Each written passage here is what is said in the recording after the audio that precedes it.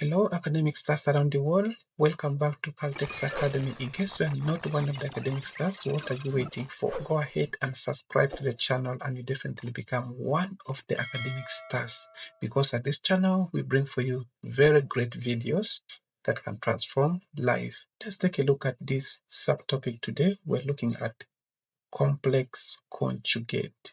In our previous video, we look at multiplication of complex numbers, and of course, complex conjugate also falls under multiplication of complex numbers. So this topic is very important, especially if it comes to division of complex numbers. Or to make a complex number a real number, we have to know something about complex conjugate, and that is why I prepared this small note here to introduce us to the topic. So we have complex conjugates are pairs of complex numbers that have opposite signs. The complex numbers here given to us, that is a plus b, and the second one here is a minus bi, are complex conjugate. Remember, we say they have what? Opposite side. What are those sides that they are opposite here? So let's trace them out. And when you look at here, we have this sign here, which is a positive sign, and we have this one, which is a negative sign. Now we know about complex conjugate. So let's look at this small rule here. When multiplying complex conjugate pair, a real number is obtained since the middle term cancels out. And that is why we said earlier on that we just get a real number. So let's take a look at this demonstration or the general representation of complex conjugate down here. All right, when you look at this general term of complex number, we have a plus bi multiplies a. Sorry, this one should have been minus. Let's ignore that. So this one should have been what? Minus. We can use our own correction here and say, okay, this one is minus, because if they're complex conjugate, it must be what? Minus. Yeah, okay. And also the same thing happens here. This must be what? Minus. Sorry about that. So let's also color it out and have this one colored out and replacing it by our ordinary negative here, also our negative there. I think this one looking somehow fairer. Sorry about that.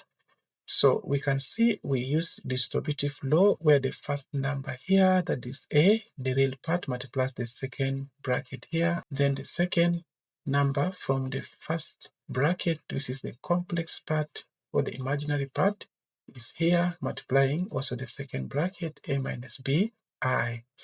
So here we have multiplied a times a, we get a square, then a times negative b I, we get negative abi. Then we move to the second one here, a times bi, positive, of course we get positive abi, and negative times positive, of course, goes to negative, and b times bi, we get here negative bi square. And of course, here there are three things we consider. We consider the sign, negative and positive goes to negative. Then we move to the number here, b times b, we get b square, and we move to the I, for the complex number here, I times I is I square. Now these ones are identical, and of course they have opposite sign, so we simply cancel them out. This and that will cancel, and we're left with this part and this part here, and that is why we get a square. But remember, I square is the same as negative 1. Maybe you can quote it somewhere here. Say, but I square in complex number is negative 1.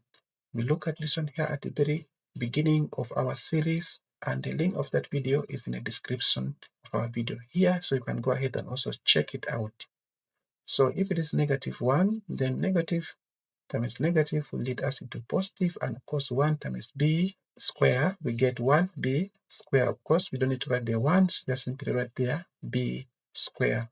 So that is the general expression or the idea we need to keep in mind while multiplying complex conjugates. And again, we can use some relation, remember difference of two squares to also work out complex numbers. And let us show it in this example here. Let's move the first step like just what we have gotten here, and then the second one will bring in the idea of difference of two squares. But before that, let's look at the notation of complex conjugate. So if we are given z equals to a plus bi, the conjugate of z can be denoted as z star or z bar. If you see any of this notation, then you have to know that this one is a complex conjugate of the complex number you have been given. So knowing this notation is very crucial because a question can be given to you in terms of this, and now if you don't know, it becomes somehow tricky for you to start answering. So with all this said, let's take a look at our first example here while we get more space for our answers. Now let's look at approach number 1. In this approach, we'll just be multiplying normally, just like the general representation up there. So we have 6 plus 8i. This multiplies 6 minus 8i. They're exactly the same. The only difference is the sign, as we learned earlier on. So let's use distributive law here, where the first real number multiplies our second complex number, that is 6 minus 8i, and the second imaginary number plus 8i is multiplying the second complex number 6 minus 8i. Then we can go ahead and expand. 6 by 6 we get 30. 6 and 6 by 8 we get 48, so it's minus 48i. Then 8 by 6 is the same thing, but it's positive 48, also I. So positive times negative is negative, and 8 times 8, we get 64. I times I, we get I squared. So we can see that we can cancel these two parts in the middle because they're exactly the same. The only difference is their sign. So lastly, we have 36 minus 6, 4. Remember, I square is what? Negative 1. So this simplifies to positive in the middle. So we have 36 plus 64. Therefore, let's add all these two numbers together and we get 100. So exactly this is what we learned earlier on from our introductory note, where when you multiply a complex number, we just simply get a real number. So that is the real number we've just gotten as a result of multiplying this complex conjugate pair. Now, before we move and look at example number 2, let me get you another option of working this complex number out. So quickly, let's look at another approach here, and that is using difference of two square. If you have a square minus b square, we know that this is the same as the sum of these two numbers a plus b, and the difference of two numbers a minus b being multiplied together. Now for it to look exactly like here, let's rewrite beginning with this, and we have our a plus b times a minus b, and this is equivalent to our a square minus b square. So let's bring what we have here down here, and we know that we have our 6 plus 8i, and we're multiplying this by 6 minus 8i. What is this equivalent of? So we know that our a is corresponding to 6 and the b is corresponding to 8. The same thing here and the same thing here. So since we know that, we simply pick our a and substitute in to the right hand side, and simply we have our a as 6, and remember a is squared, so need to square this, minus We also have our b as 8i, but remember there are two things here. This b is not only here, but also here. So what we have is in a bracket 8i, and again we square. So doing that, we'll just have this as 36 and minus, if you square 8, you get 64, and if you square I, you get I square, and we know I square is the same as -1, so our 64 times -1 will go back to positive, so we have 36 plus 64, and we're back to this stage here where when you sum it together you get 100. That is another way, or the shorter format of working out with this complex conjugate. This only works for complex conjugate. You have to remember that, not for all other complex numbers. If you notice that they are the same complex numbers, but the difference only their signs here, and you know those are complex conjugate, and then you can go for this method. So let's move on to look at the next example. Yeah, in our second example, it says if z1 equals to 2 minus I, and z2 is equals to 3 plus 4i, work out a z1 times the complex conjugate of z1, that is z bar, and second one is z2 times complex conjugate of also z2, and that is star. So let's start with the first one, and that is a. So we have z1 times z1 star.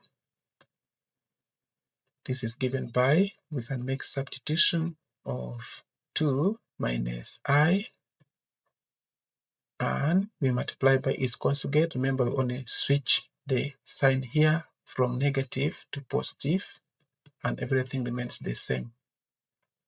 So since it is a complex conjugate pair, we can go ahead and use our second approach if you wish, or you can use the distributive law. For now, let's first use the distributive law, and we say this is equivalent to 2 times 2 plus I, then negative I times 2, also plus I. Then we can open up the bracket, and we have 4 plus 2i minus 2i, then minus I square. Simplifying the terms in the middle, we have our 4. Of course, we know the term in the middle goes to 0 because they are complex pairs with equal magnitude but different signs, and we have minus into bracket -1, that is this I square. So if you open up that bracket, you get plus 1, and finally this sums up to 5 as the answer for this. So let's move to B just next here and say our B is equivalent of Z2 times Z2 star. I think the first one was a bar, it was not a star, so let's remove the star out so that we don't confuse ourselves off. Now this one was a bar, sorry about that. And next here, let's go ahead and introduce our multiplication by first of all writing. So this is equivalent to Z2, that is 3 plus 4i times its conjugate, that is 3 minus 4i. So looking at the second approach, this is the same as 3 square minus 4i square. Squaring this, we get 9. Then squaring this is just going to be 16 positive, because we know I square is going to be -1, and negative times this negative goes to positive, and this sums up to 25. and that is a real number, just like what we have gotten here. If you've gotten some good value out of this video, go ahead and subscribe to the channel, like this video, and share with friends. See you in the next video, where we're going to look at division of complex numbers. See you there. Peace out.